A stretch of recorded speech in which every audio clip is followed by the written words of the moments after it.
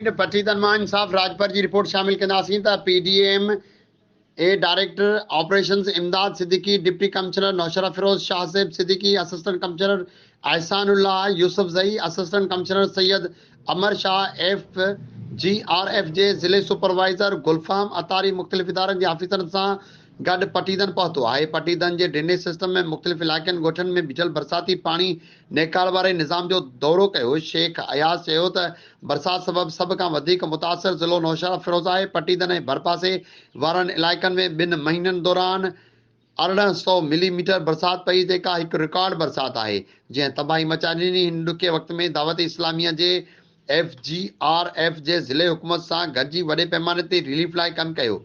अॼु बि हिन सां गॾु वधीक चयो त FGRF पारां नौशहरा फिरोज़ ख़ैरपुर ज़िले जे ॾूराहनि इलाइक़नि मां पाणी कढाइण ऐं करोड़नि रुपया जो फ्यूल, डीज़ल ऐं मशीनरी फ़राहम कई पई वञे।